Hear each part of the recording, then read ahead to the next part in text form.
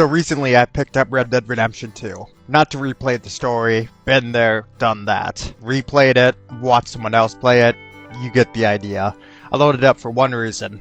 I was bored and I wanted to play poker. I ride into Valentine, sit down at the table, and then I noticed something horrifying. My fade is absolutely cooked. So I clearly can't play poker like this, so I naturally think, alright, well, who's the best barber in the entire game? And of course the answer is the guy in Saint Denis, which is basically in-game a couple states away. By horse, that would take forever, so I hop on a train and make the trip.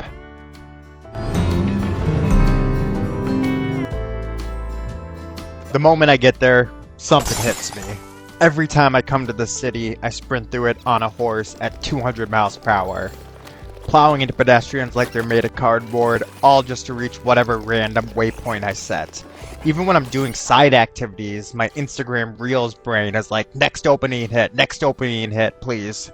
But then I realized, I literally booted up this game just to play poker. I am literally in zero rush whatsoever. So I made the decision to slow down. And immediately, the city felt different.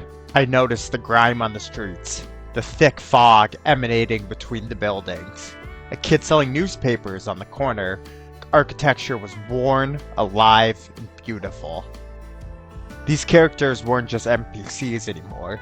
They were stopping to talk to each other, arguing, laughing, carrying stuff, just living their lives. Horse tracks carved into the dirt, cobblestone roads beaten down by years of footsteps and wagon wheels. I realized the city doesn't just exist, it lives.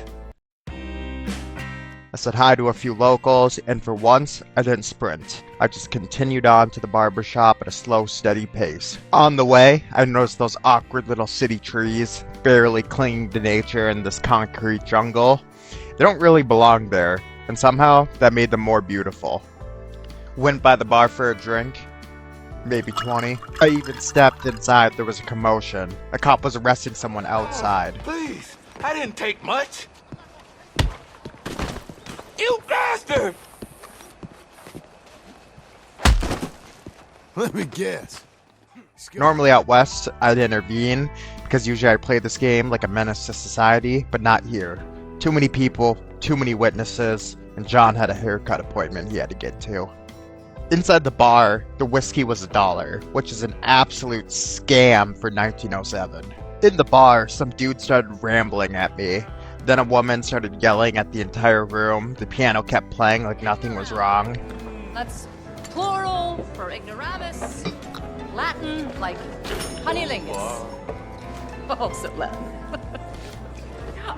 It hit me how alive this place felt. Messy, loud, unpredictable.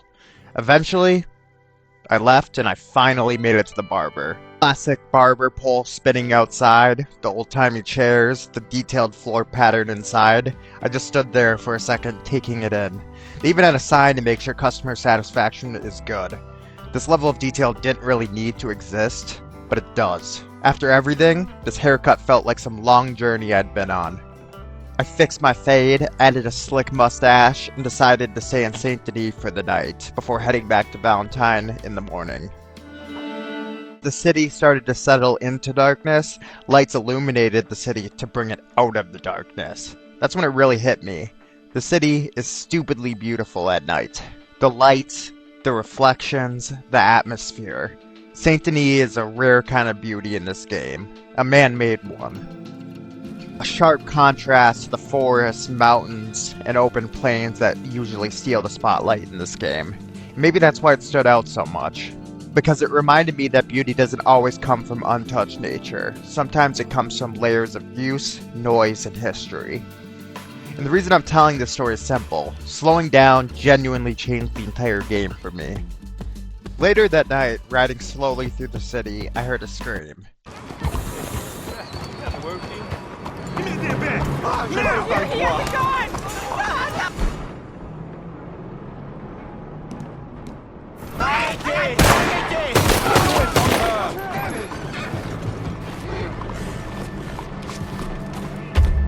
No, no! No! Ma chérie, s'il te plaît. Oh, mister. That's terrible.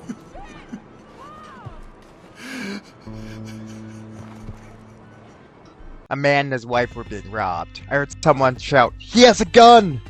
This time, instead of sprinting in and mowing everyone down like usual, I actually felt a sense of duty. I shot the robber, but I was too late.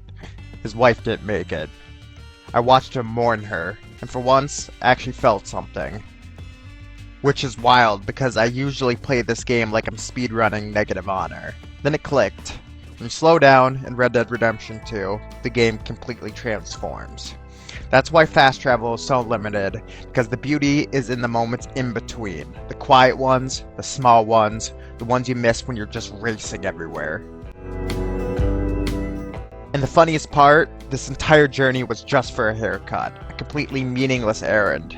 But slowing down turned it into one of the most memorable sessions I've ever had playing this. This map is massive. What I experienced was just a tiny little slice of what it has to offer. I ended up playing this game for hours after that, noticing moments I had brushed past in every previous playthrough. Small interactions, background conversations, unscripted events.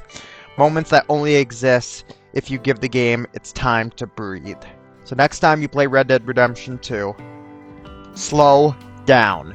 Watch people move from task to task. Stop for strangers. This world is far more alive than it first appears. I remember when this game first came out, I'd use that trick where you turn on cinematic mode while you're going full speed, just so I could go on my phone while Arthur rode to the next mission. Rockstar knew exactly what we were gonna do. So, put the gun away, put the horse to a trot, look around. Because the most mundane moments might be the most beautiful ones you ever see in the game.